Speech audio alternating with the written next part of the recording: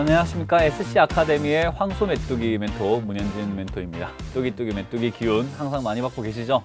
자, 오늘은 메뚜기 차트 심리학 6강을 한번 배워볼까 하는데요. 벌써 어느덧 6강까지 달려왔네요. 1강에는 여러분들의 심리, 그리고 2강에서는 내가 단기적으로 접근해야 될지 장기적으로 접근해야 될지에 대해서 조금 알아봤고요. 그리고 3강, 4강에서는 세력과 그리고 가격이 어떻게 결정이 되는지를 알면서 내가 심리적으로 어떤 식으로 바라봐야 될까를 봤다면, 이번에는 5강에서부터는 분할 매수 매도에 대해서 배웠죠. 분할 매수 매도는 사실 기법적인 내용이라기보다는 여러분들이 꼭 알아놓으셔야 되는 마인드적인 내용이다. 분할 매수는 꼭 해야 되는 안전 벨트와 같다라는 이야기들을 조금 나눠드렸는데요. 오늘은 그 분할 매수를 잘 하기 위한 차트에 대해서 조금 알아볼까 합니다. 차트, 어떤 것들로 구성이 되어 있는지 가장 기본적인 내용을 쉽고 그리고 여러분들이 이해하기 쉽게 꼭 알려드릴 테니까요. 지금부터 한번 따라와 보시면 될 것 같아요. 자, 그러면은 지금 5강에서 분할 매수, 분할 매도가 어떻게 이루어져야 되는지를 여러분들께 복습 한번 해드리고, 그리고 차트의 구성 요소인 두 가지에 대해서 조금 배워보도록 하겠습니다. 자, 화면으로 넘어가도록 할게요. 자, 메뚜기 차트 심리학 6강은 차트의 구성 요소로 조금 채워보았습니다. 구성 요소라고 하면은 차트가 무엇으로 구성이 되어 있는지를 조금 기준점으로 잡고 강의를 한다라고 보시면 되겠죠. 그 전에 복습을 조금 해본다면은 분할 매수와 분할 매도에 대해서 한번 설명을 해드려 보도록 할게요. 마인드가 조금 안 잡혀 있다라고 생각이 들거나 시장이 너무 안 좋다, 그리고 종목이 너무 빠져요 라는 고민들이 있다면 1강, 2강을 조금 보시면서 다시 한번 마음을 단단하게 잡으시는 그런 모습을 보여주시길 바라겠습니다. 자, 그러면은 분할 매수, 분할 매도는 어느 상황에서 해야 되는가를 조금 살펴보게 된다면요. 항상 안전을 지켜주는 분할 매수라고 생각을 하시면 되겠습니다. 우리가 운전을 할 때 안전 벨트를 매는 것은요, 조금 불편하긴 해도 사고가 날까봐 매지 않습니까? 그래서 우리가 분할 매수를 하는 거는 수익이 조금 작긴 해도 그래도 떨어질 때를 대비해서 사는 거예요. 분할 매수를 꼭 해야 되는 이유는 역시 안전거리죠. 안전거리라는 것은 사고가 나기 전까지는 중요한 줄 모르고 있다가 앞차가 갑자기 급정거를 해버렸을 때는 이 안전거리가 정말로 중요하게 여겨지는 그 순간이 오게 됩니다. 주가도 마찬가지로 올라갈 때는 모르고 있다가 갑작스럽게 내려가기 시작을 하면은, 내가 산 이후로 내려가면은 아이고 돈이 조금만 더 있었으면, 내가 조금만 돈이 더 있었더라면은 아래쪽에서 많이 샀을 텐데, 아래쪽에서 살 수 있는 돈이 있을 텐데 라는 그런 생각을 하고 맙니다. 그게 바로 분할 매수라는 거예요. 애초에 1차 매수, 2차 매수를 나눠서 여유 자금을 남겨놓고 매수를 했다면은 분할 매수가 당연히 이루어지겠죠. 아쉬워할 일도 없고요. 그렇기 때문에 안 될 때를 대비해서 하는 것이 분할 매수다라는 거고요. 또한 올라갔다가 바로 떨어지는 경우를 대비해서 분할 매도도 빨리 하셔야 된다라는 거고요. 언제나 올라오게 되면은 언제 떨어질지를 몰라요. 그래서 언제나 안전을 지켜주는 것이 분할 매수, 매도라는 것을 기억하시길 바라겠습니다. 다시 한번 정리를 한다면은, 하락을 할 때 분할 매수를 해야지 안전하고요. 그리고 수익도 나게 됩니다. 올라올 때 분할 매수를 해버리면은 오히려 역효과가 나기 때문에 이런 거는 불타기라고 부르는데, 저는 불타기는 추천드리지를 않는다는 점을 한번 생각해 보시길 바랄게요. 그 이유가 궁금하시다 그러면은 메뚜기 차트 심리학 5강을 보시면은 제가 올라올 때 분할 매수를 하면 왜 안 되는지에 대해서 설명을 해드렸고요. 그리고 했을 때 효과 좋지가 않다라는 것을 그림과 사과를 예를 들면서 알려드렸습니다. 그래서 이해가 안 되시는 분들은 꼭 5강을 다시 보시고 돌아오시길 바랄게요. 누구도 바닥을 정확히 맞춘다라는 것은 주식 시장에서는 있을 수가 없는 일이에요. 바닥을 맞춘다, 이거는 신이 아니고선 어렵다라는 이야기를 한 번씩 해드리는데, 사실 이 바닥을 맞춘다라는 것은 세력이 아니고선 맞출 수가 없어요. 내가 이 종목을 운용하고 있는 거대 자금이다. 내가 거대 자금을 운용하고 있는 세력이 아니고서는 절대로 이 바닥 자리를 맞춘다는 것은 거의 불가능에 가깝습니다. 간혹 이런 분들이 있습니다. 내가 사니까 바로 올라가던데요. 야, 이게 2,590원까지 떨어졌었는데 내가 2,590원에 샀다니까 하는 분들이 있어요. 저는 그럴 때를 두고 이렇게 말씀드립니다. 운일 뿐이다 라고 말씀을 드려요. 그리고 이 운을 너무 자기 실력으로 믿어버리면요. 바닥을 그 누구도 맞출 수가 없는데 10번 중에 한 번 있을까 말까 또는 100번 중에 1000번 중에 한 번 있을까 말까 이 실력 하나를 실력이 아닌 이 운을 실력으로 오해를 하다 보면은 나머지 999번에서는 크게 날려먹는 경우도 생깁니다. 그렇기 때문에 여러분들이 최대한 바닥을 맞추려고 노력을 하는데 그 맞추는데 도움을 주는 게 바로 분할 매수, 이 안전벨트라는 것을 꼭 잊지 마세요. 내가 바닥을 못 맞추기 때문에 1차로 사놓고 떨어지면 또 한 번 더 사고, 그럼 여기가 바닥이었다 하더라도 내 평균 단가에서는 어느 정도 바닥 라인에서 사게 되는 거죠. 그렇기 때문에 내려갈 때 좀 더 싸고 많이 살 수 있다는 점만 기억하신다면 여러분들이 분할 매수에 대해서 다시 한번 생각할 수 있지 않나라고 생각이 듭니다. 자, 그런데 예를 들면 보성 파워텍을 제가 지난 강의에서 예를 들었었는데요. 급락을 하고 난 다음에 내가 1차 매수를 했어요. 반등, 기술적 반등이 올라올 것이다. 저기가 싸다라고 생각해서 조금 매수세가 들어올 수 있지 않을까라고 생각을 해서 매수를 했는데 주가가 떨어지기 시작을 합니다. 그래서 추가 매수를 진행을 하니까 올라올 때 수익으로 달성시키는 모습까지 볼 수가 있죠. 자, 그런데 이렇게 매수, 이렇게 반등하기 직전에 사는 거는 솔직히 말이 쉽지 저걸 어떻게 합니까? 라고 많이 여쭤보세요. 그래서 제가 말씀을 드린 건 차트를 꼭 알아야지 분할 매수를 할 수 있다라고 해서 차트에 대한 지식, 차트에 대한 정확한 지식이 필요하기 때문에 제가 오늘 본격적인 차트 공부를 조금 시작해 볼까 합니다. 왜냐하면 분할 매수를 한다라는 것은 차트적인 움직임을 보면서 내가 이 종목이 어디까지 떨어질 것이다 예측을 하는 거고, 사람들이 여기가 바닥이라고 생각하겠지라고 생각하는 선에서 추가 매수를 진행을 해야 되기 때문에요.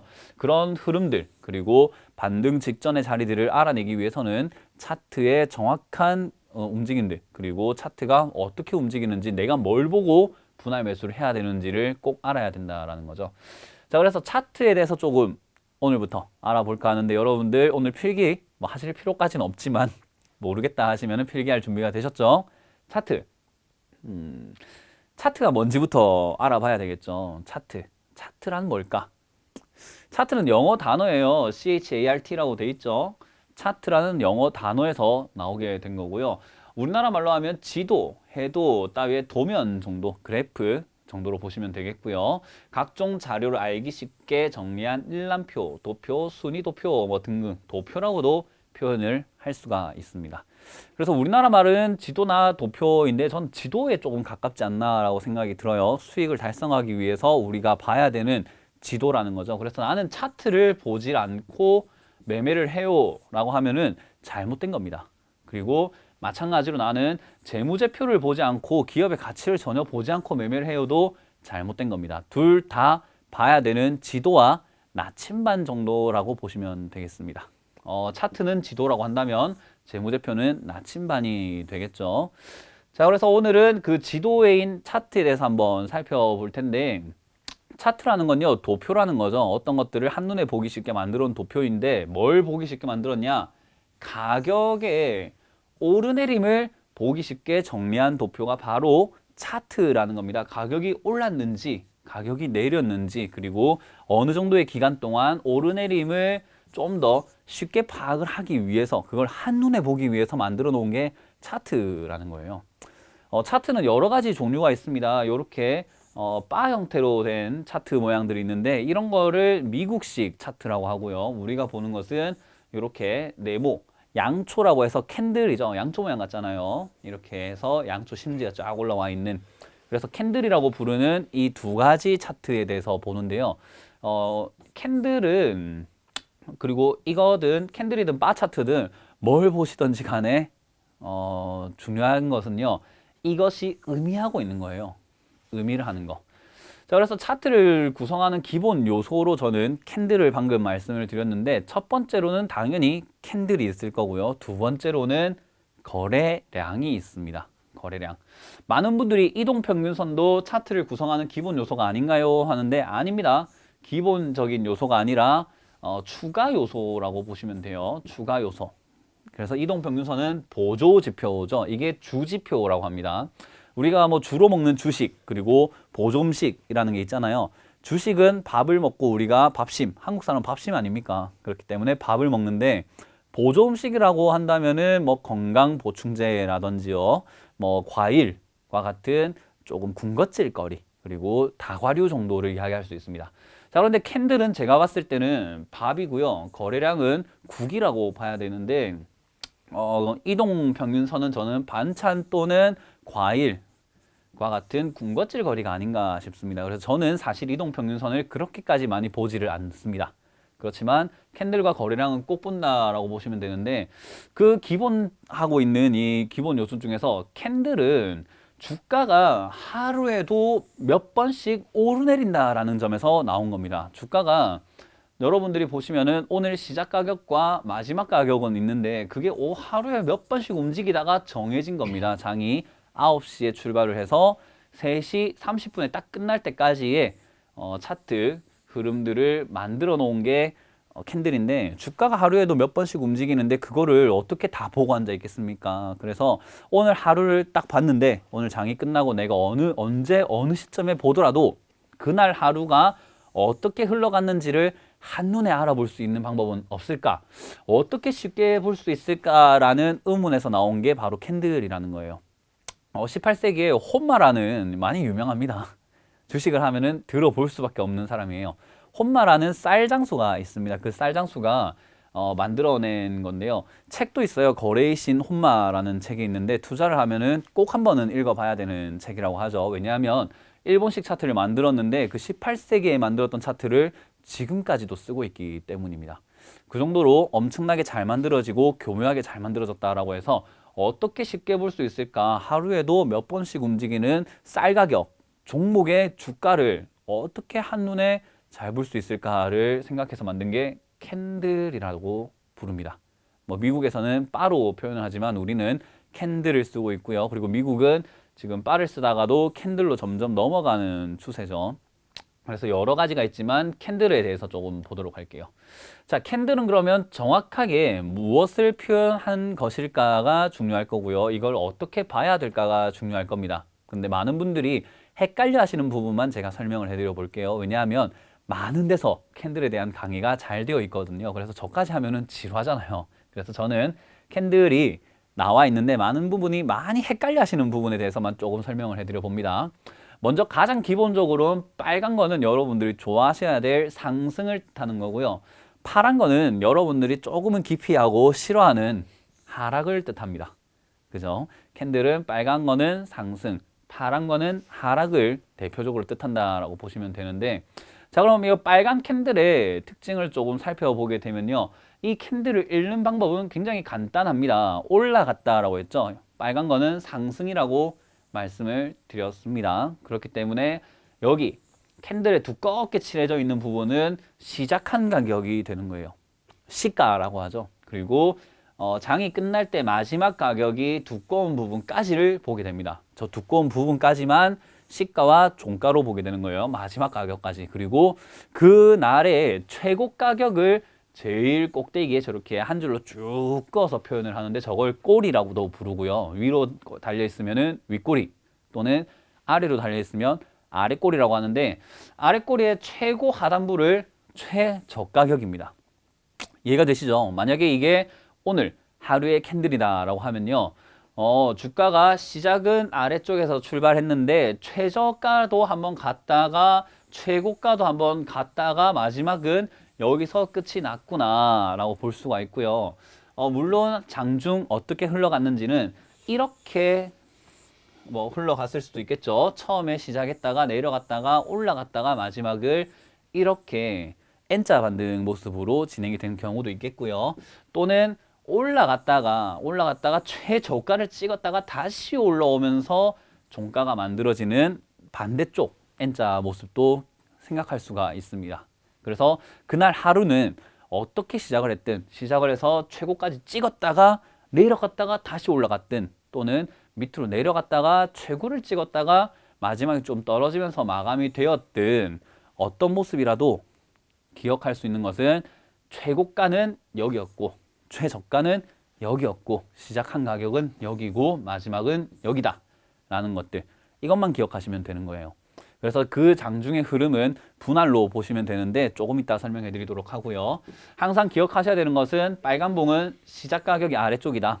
그리고 마지막 가격이 위쪽이다 라고 생각하시면 되고요. 파란 봉은 반대겠죠. 요거는 제가 아까 설명을 드린 것처럼 하락을 의미합니다. 하락. 내려왔다라는 거죠. 자, 그러면은 당연히 시작한 가격이 위쪽일 겁니다. 내려왔다라는 거니까요. 오늘 시작은 위쪽에서 출발했는데 이게 내려오면서 끝이 났다라는 거죠. 그래서 위쪽이 시가고요. 아래쪽이 마지막 가격인 종가입니다. 이거 말고는 똑같죠? 최고 가격과 최저 가격을 표시하는 방법은 똑같습니다. 그래서 여러분들이 캔들에 대해서 조금 이해가 안 된다라고 생각을 한다면요. 오늘 시작 가격은 1,000원이었는데 최고로 1,300원을 찍었다가 최저로는 950원을 찍었다가 마지막 종가는 1,100원으로 끝이 났어 라고 한번 스스로 임의로 지정을 해놓고 이걸 캔들로 그려보는 연습을 하면은 캔들이 한 번에 와닿습니다. 보시면은 1,000원에서 1,100원 시작 가격에서 종가까지 100원이 올랐기 때문에 빨간 봉이 이렇게 올라오겠죠. 그리고 최고가가 1,300원이니까 1,300원 가격에 선을 쭉 꺼주고 950원까지 떨어졌다라고 했으니까요. 조금만 밑으로 꺼주면은 캔들이 이런 모양이 나올 수가 있습니다. 굉장히 쉬워요. 그래서 여러분들이 캔들을 한번 그려보시고 나면은 캔들을 읽는 거에 대해서는 굉장히 어려움을 느끼지 않을 거예요. 그렇기 때문에 이런 거는 한번 그려보시는 것을 저는 추천을 드리고요. 제가 여러분들이 필기도구가 조금 있다라고 생각을 하고 지금 즉석에서 한번 문제를 드려본다면요. 오늘 시작 가격은 500원이었어요. 시작 가격은 500원이었는데 마지막은 400원에 끝이 났습니다. 마지막은 400원에 끝이 났고요. 최고 가격으로는 500원이에요. 오늘 시작 가격이 최고 가격입니다. 그런데 최저 가격은 300원까지 갔다 왔습니다. 그러면 어떤 캔들 모양이 나올까요? 자, 제가 조금 시간을 드리고 싶지만 문제가 주어졌을 때 여러분들이 풀 수 있는 시간은 일시정지 버튼을 누르셔가지고 벌어보시길 바라고요. 답을 한번 말씀을 드려본다면은 시작 가격이 500원이기 때문에 위쪽에서 출발한 것은 알 수가 있습니다. 그리고 종가가 400원이라고 말씀을 드렸기 때문에 내려갔죠. 그러면 파란 음봉이 나오게 될 거고요. 고점이 500원이고 시가도 500원이라는 것은 이 이상 올라간 적이 없다라는 거죠. 그럼 윗꼬리는 없습니다. 그리고 아랫꼬리가 300원까지 내려온 이렇게 망치 모양의 캔들이 나오게 되겠죠. 토르의 망치 같기도 하고요. 그렇게 망치 모양의 캔들이 나온다라고 보시면 되고 이렇게 차트를 그렸다면요. 여러분들은 충분히 캔들을 읽어내실 수 있는 능력이 있다라고 보시면 돼요. 자, 그런데 여기서 제가 아까 말씀드린 것처럼 많은 분들이 헷갈려 하시는 부분은 시가와 종가입니다. 다른 거는 다 상관이 없는데 이 시가와 종가에 대해서 정말로 많이 헷갈려 하세요. 왜냐하면 빨간 봉이 이렇게 뜨고 난 다음에 예를 들어서 빨간 봉이 뜨고 난 다음에 음봉이 뜨면은 떨어진 거야 라고 했는데 어떤 날은 음봉이 위에 있습니다. 이건 뭐야? 이건 어떻게 된 건데? 여기서 시작을 해서 여기서 끝났는데 이건 뭐 어떻게 해석을 해야 돼 하시는 분이 있는데 이거는 종가가 끝이 났지만 굉장히 시작부터 높게 올라갔다가 밑으로 내려온 겁니다. 밑으로 내려왔다라고만 생각하시면 돼요. 그래서 항상 파란색은 시작한 가격이 위라는 거죠. 이거를 보통은 파란색 봉이 위에 있다고 한다면 갭 상승을 했다라고 부르죠. 그리고 파란 봉이 있는데 밑으로 빨간 봉이 나오는 경우가 있습니다. 여기 음봉이 나오고 양봉이 나오는 경우가 있는데 이런 경우도 좀 헷갈릴 수가 있어요. 빨간 건 올라갔다면서 왜 차트는 내려가고 있어? 라고 할 수 있는데 이틀에 걸쳐서 주가는 하락을 했지만 하루에 걸쳐서는 하락을 하고 이날은 양봉, 상승을 했다라고 보시면 되고요. 종가가 밑에서 끝나고 난 다음에 시가가 아래쪽이니까 갭으로 떨어져서 출발하는 경우가 있습니다. 이걸 굉장히 많이 헷갈려 하시더라고요. 그래서 제가 항상 딴 거는 기억하실 필요가 없고요. 딴 거는 모르셔도 되지만 시작한 가격과 마지막 가격이 위치가 다르다는 것을 이거를 정확하게 이해하셔야 돼요. 이해가 안 되시면 반복을 하시면서 외우기라도 하셔야 돼요. 그래서 빨간 봉을 보면 항상 밑에서 출발해서 위쪽에서 끝났다. 파란 봉을 보면 위쪽에서 출발해서 아래쪽으로 끝났다만 기억하시고 최고가가 여기고 아래가가 여기다. 그런데 절대로 하지 마셔야 되는 거는 아까 말씀드렸던 것처럼 주가라는 게 이렇게 흘러간 걸 수도 있고요. 시작해서 높이 올라갔다가 떨어졌다가 올라온 걸 수도 있습니다.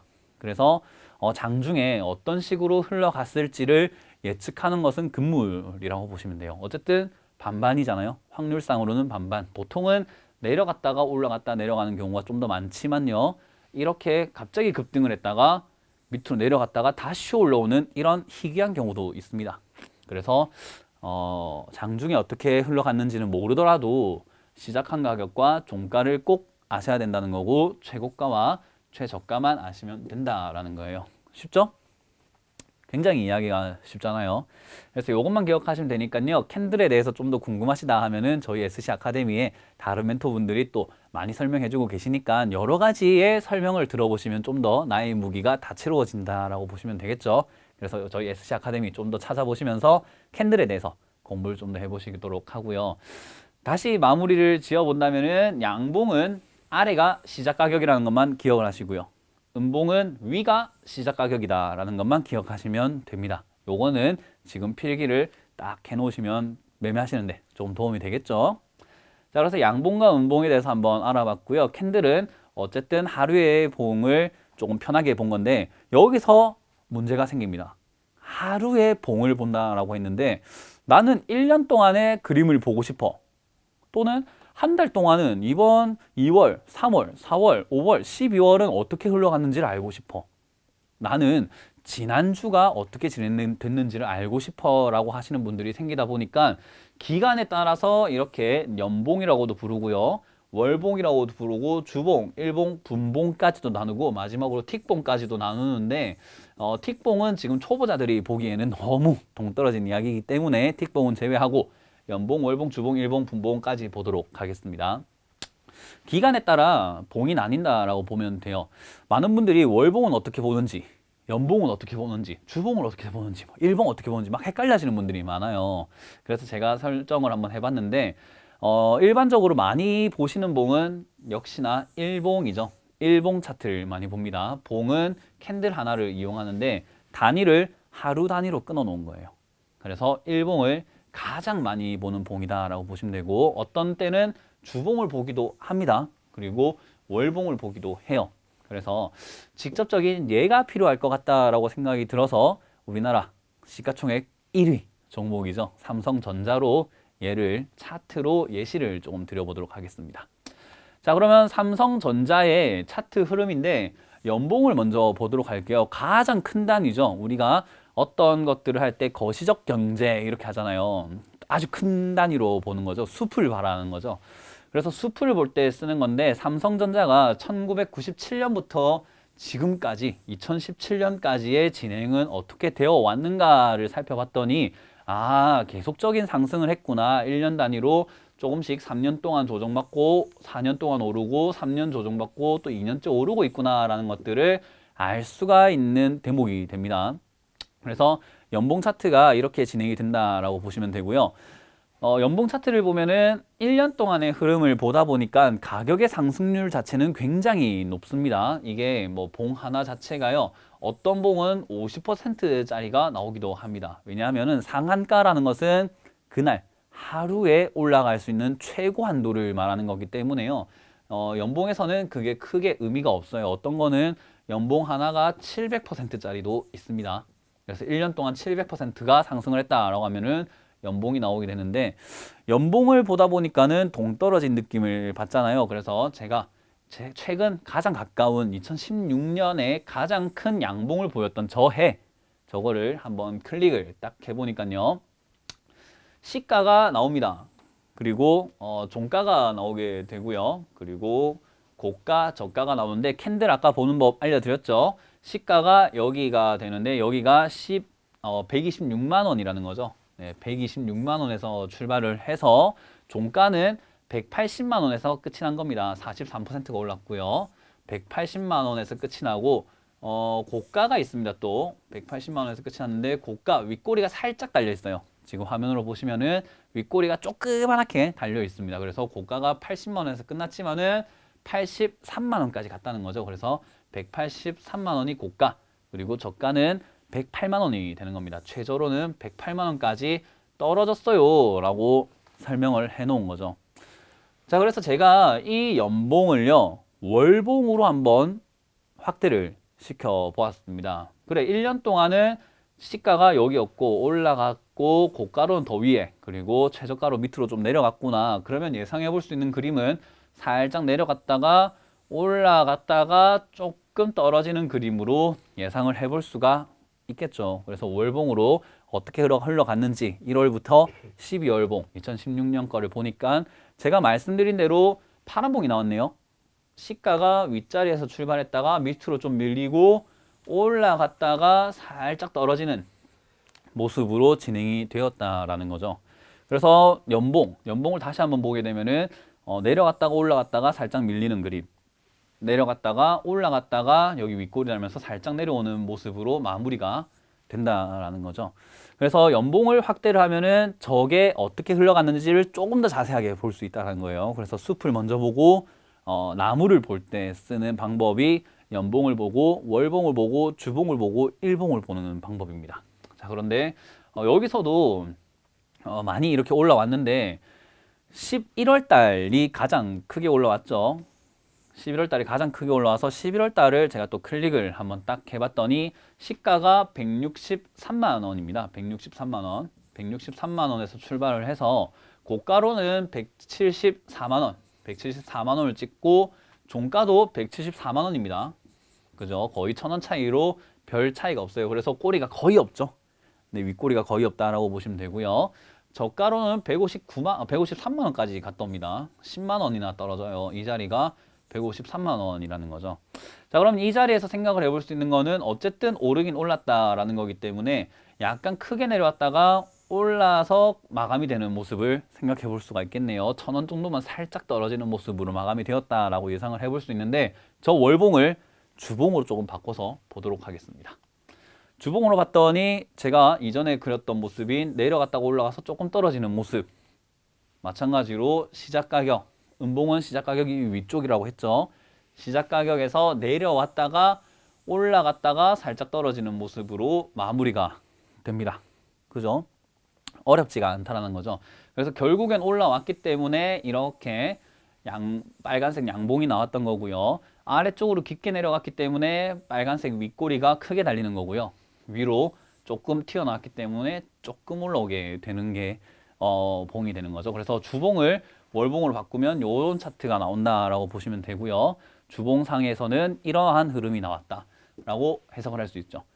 자, 그런데 지금까지는 양봉을 클릭을 해봤다면 이번에는 음봉을 한번 클릭해 보도록 할게요. 이번 주를 보니까 11월 주를 보니까 첫 주에 음봉으로 굉장히 많이 밀려 내려왔다라는 거죠. 그래서 첫 주 음봉을 탁 클릭해 보니까 시가가 164만 원입니다. 윗자리겠죠. 164만 원. 그리고 종가 마지막 가격은 159만 원이죠. 159만 원. 그리고 고가는 165만 원까지 만 원이 올라갑니다. 그리고 아래쪽으로는 얼마죠? 158만 원. 만 원이 떨어지는 모습이죠. 위로 만 원씩 조금씩 움직인 아주 멋진 모습이 나왔는데, 저 차트는 생각을 해보면은 시가가 높았기 때문에 고가 살짝 떨어졌다가 이렇게 내려와서 다시 올라오는 모습으로 마무리가 되었다라고 생각을 해볼 수가 있는데요. 제가 말씀드린 것처럼 이 흐름은 일반적으로 그렇게 흘러간다라는 거지, 밑으로 내려갔다가 올라갔다가 그죠? 밑으로 내려갔다 올라갔다가 다시 떨어지는 경우도 있습니다. 저렇게 되면서 봉이 나오는 경우도 있는데, 이거는 굉장히 급격한 변화고요.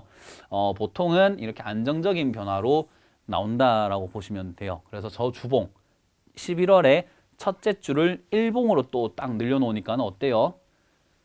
주가가 시작 가격이 위쪽이죠. 위쪽에서 살짝 올라가더니 밑으로 푹 떨어지더니 올라갔다가 다시 내려가면서 마감이 됩니다. 희한한 봉 모습이 나왔어요.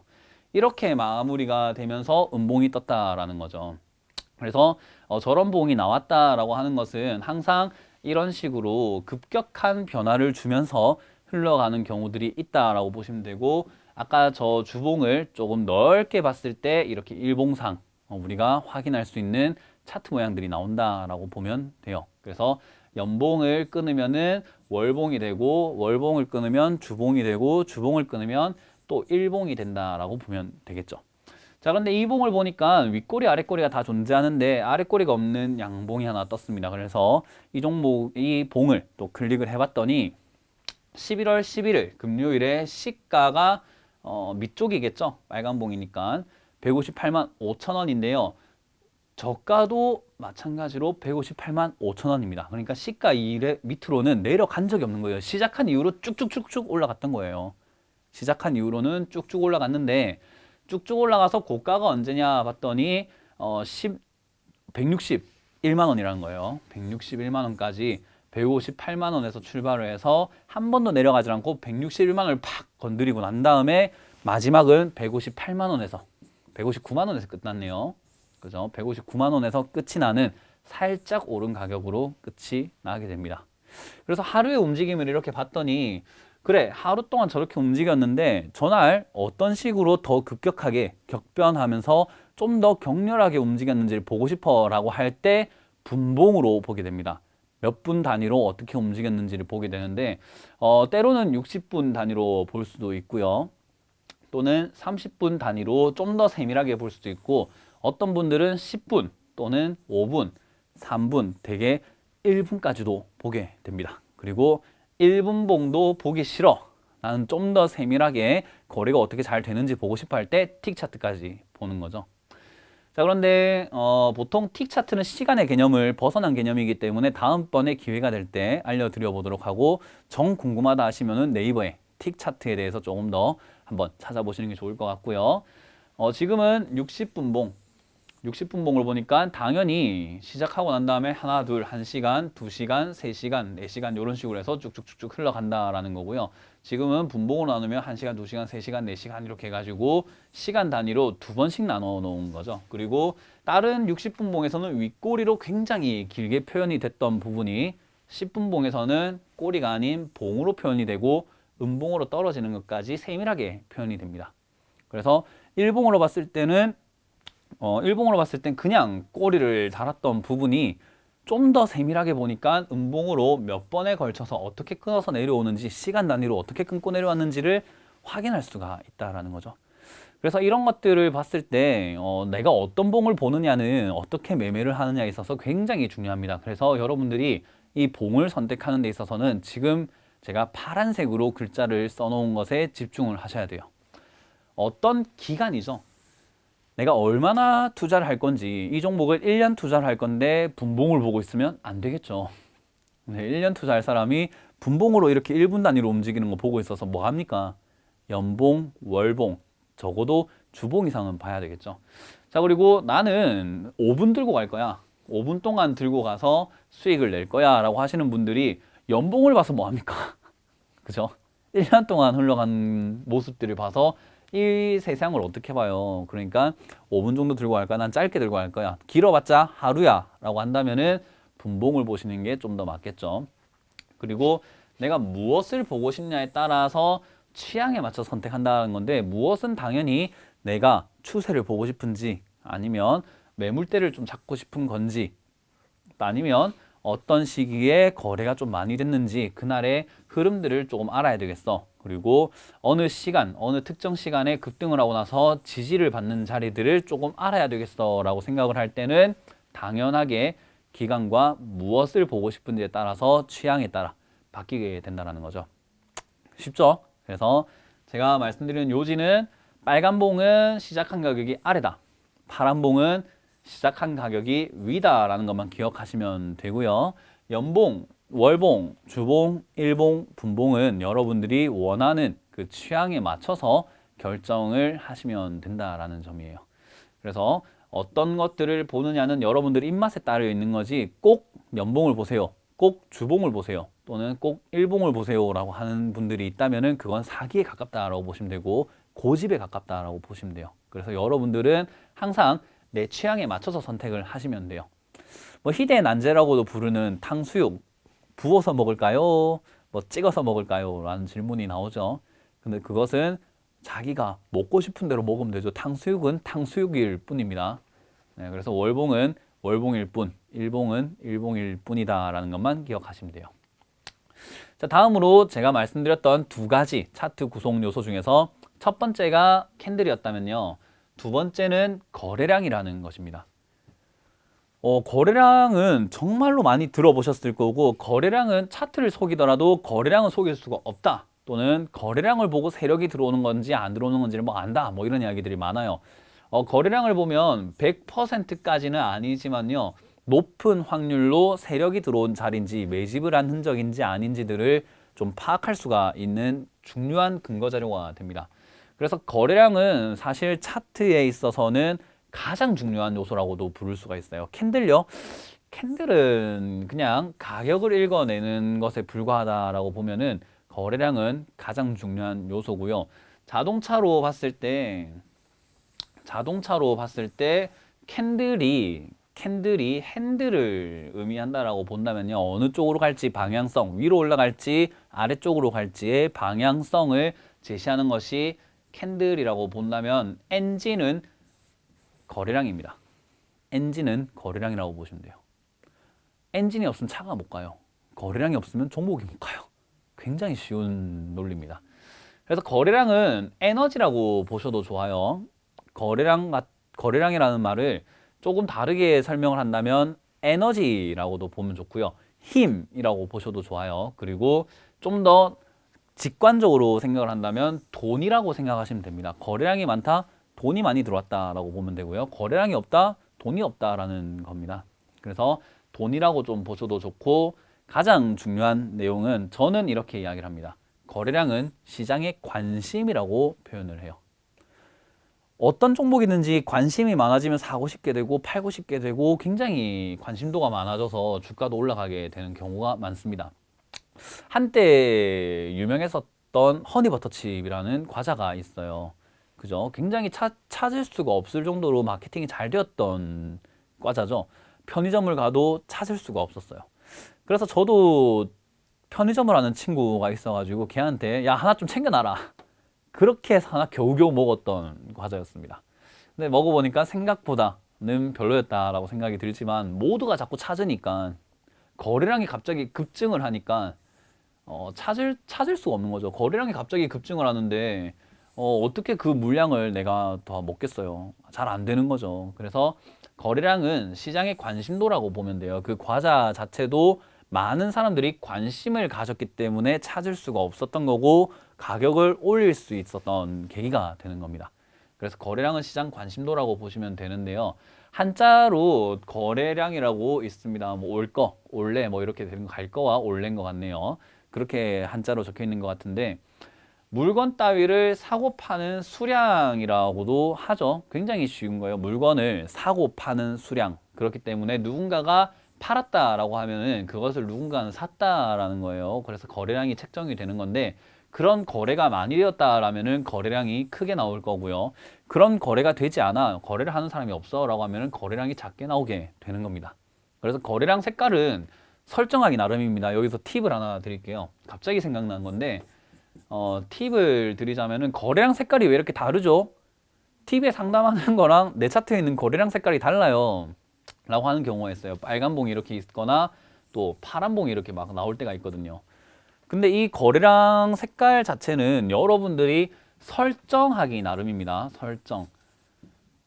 거래량 차트를 더블 클릭을 하면요. 설정을 할 수 있어요. 설정값에 보면은 이전 종가 대비해서 가격이 올라가면은 거래량도 빨갛게, 가격이 내려가면 거래량도 파랗게 하는 경우가 있고요. 또는 거래량이 이전 값보다 높아지면 무조건 빨간 거, 이전 값보다 낮아지면 무조건 파란 거로 나오게 하는 방법도 있습니다. 이건 이전 값이죠. 이전 값으로 설정을 하는 거고요.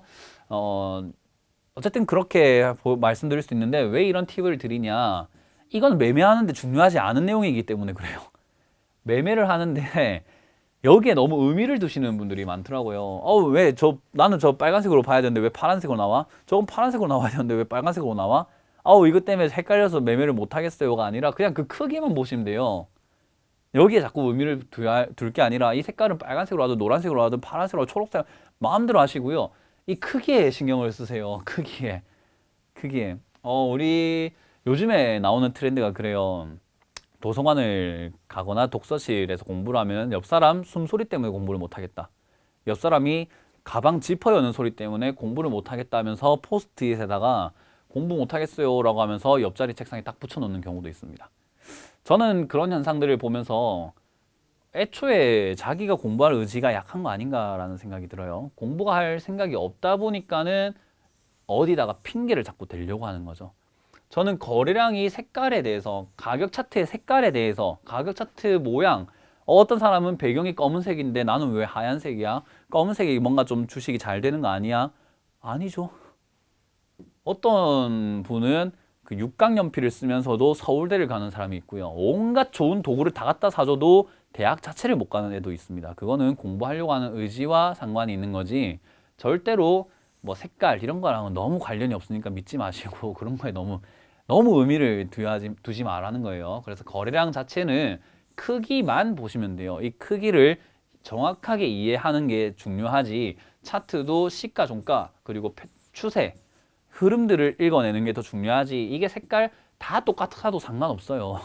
좀 상관이 있겠네요. 올라갔다 내려갔다가 잘 보여주지가 않으니까요. 그래서 올라간 색깔과 내려간 색깔 차이만 두면 되지, 그리고 거래량은 많은지 적은지, 거래량이 줄었는지 늘었는지, 이런 것들을 더 중요하게 생각하시면 되지, 그 이상 그 이하를 자꾸만 생각하시면 매매하기 어려워요.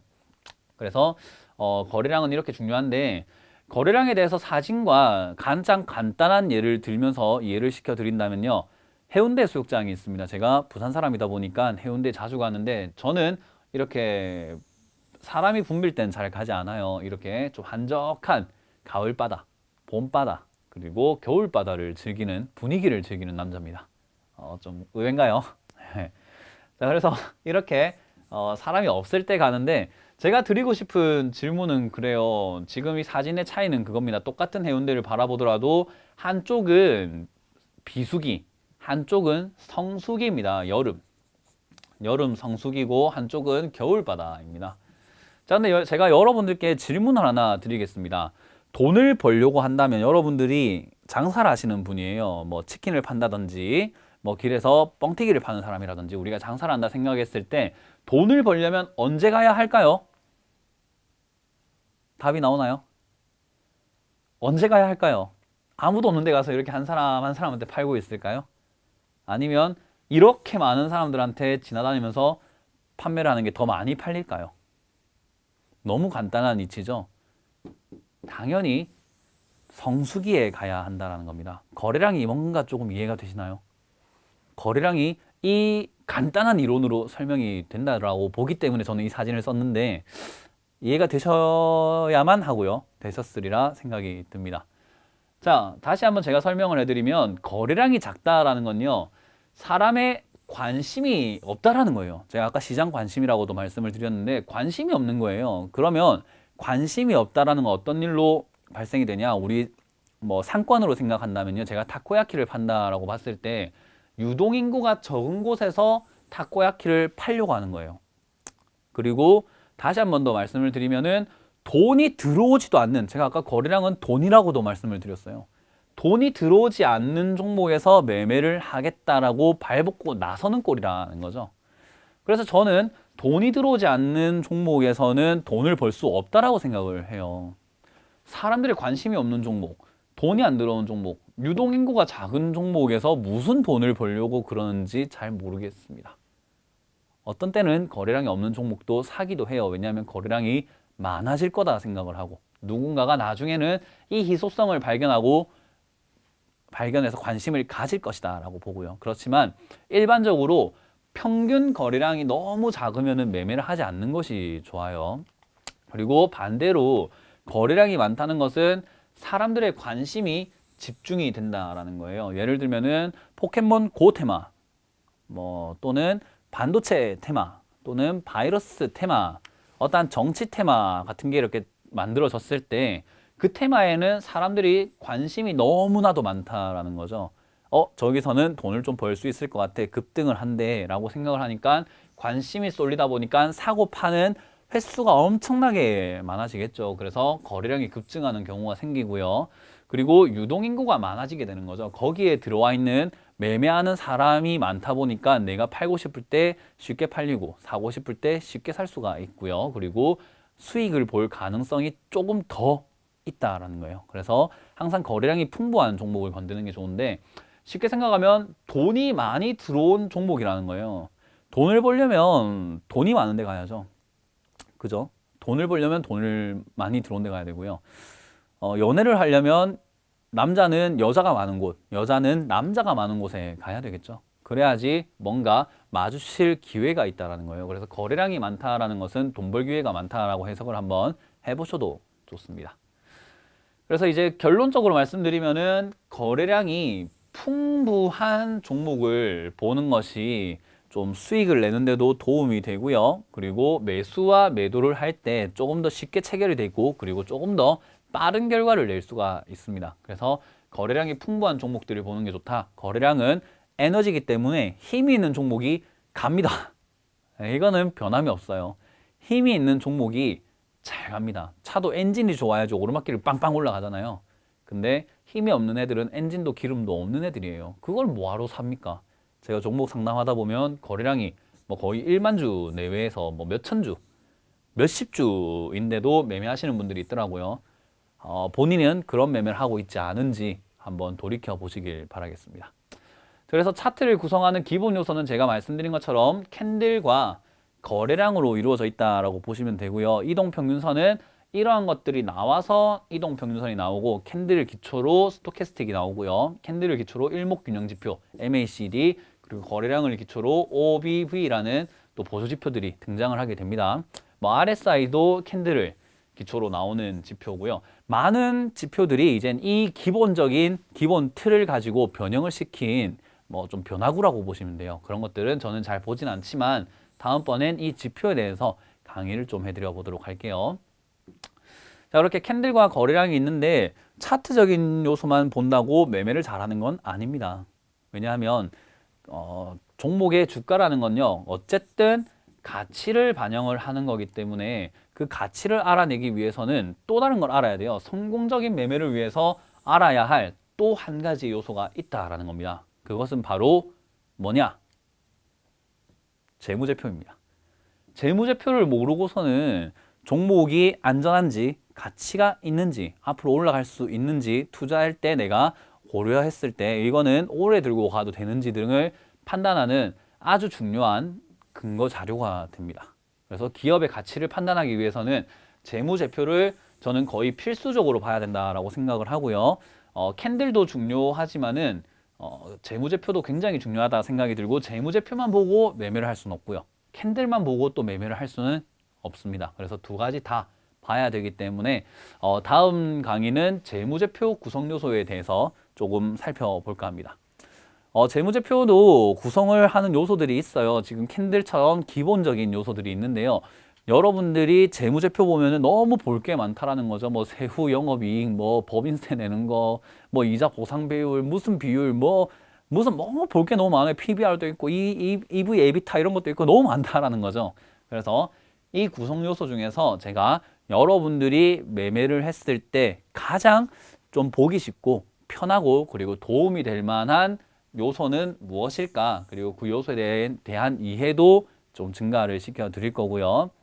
이해가 됨에 따라 가지고 매매 실력도 일취월장할 수 있는 그러한 내용들 많이 담겨져 있기 때문에 메뚜기 차트 심리학이지만은 재무제표를 알아야지 많은 사람들의 심리도 읽을 수 있는 법이에요. 그래서 재무제표에 대한 구성 요소를 7강에서 다뤄보도록 하겠습니다. 럭키 7, 7강이죠.